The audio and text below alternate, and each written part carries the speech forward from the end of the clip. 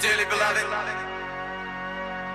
we are gathered here today to get through this thing called life. They gathered here in Minneapolis today to celebrate the life of Prince, but also to try to make sense of his mysterious and untimely death. Here at Paisley Park, where Prince both lived and worked, they came to honor a native son who became a global pop icon. How did you feel when you heard the news today? Devastated. It was 9:43 Central Time Thursday morning when sheriff's deputies found the music legend unresponsive inside of an elevator that led to his living quarters. It was sudden, but not entirely shocking. While just last month, Prince appeared the picture of health, showing up courtside at this Golden State Warriors game, April brought the first signs of trouble. At the Fox Theater in Atlanta on April 7th, organizers canceled 2 concert appearances, saying the entertainer was battling the flu. But just last Thursday, Prince was back in Atlanta to make up for those missed shows. By all accounts, he gave his usual strong performance. He left everything on the stage. He gave us his all. He did around 4 encores.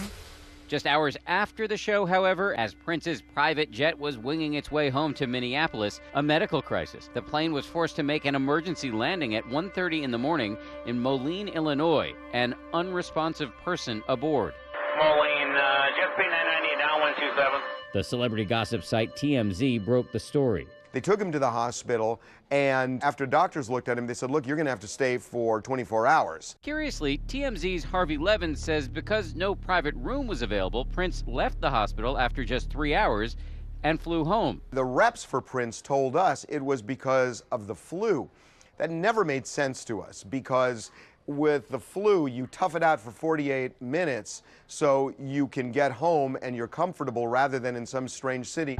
However, the next day after returning to Minneapolis, Prince tweeted out this flyer announcing a dance party that very night at Paisley Park to give thanks for the good weather and for all the love and support. Sharon Jackson, who works for the local paper, the Star Tribune, attended the event, not as a reporter, she says, but as a fan. He seemed great. He seemed totally fine, energetic.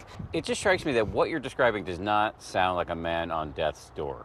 I certainly did not get that impression when I was there. He spoke for a couple more minutes and he said, wait a few days before you waste any prayers. After the show, Prince tweeted out this picture of the crowd and a message, "Thanks everybody for your extra time." On Wednesday night, outside this Walgreens drugstore near his home, Prince was seen in this photo that TMZ says it obtained, perhaps the last image of him alive. Just hours later, on Thursday morning, Prince was found dead at his home. As his body was released to his family today by the medical examiner, we learned that the riddle of what caused his sudden death almost certainly won't be solved until we get back the results of that autopsy, and that could take weeks. We are going to leave no stone unturned with this and make sure that that the public knows what happened. But the sheriff said over and over in his news conference late today that we should not expect any quick answers in this case. Interestingly, he and the other local officials volunteered that they, too, are Prince fans, which is part of why they're treating this case so carefully. As the sheriff told the gathered reporters, to you, Prince Rogers Nelson was a celebrity. To us, he was a community member and good neighbor.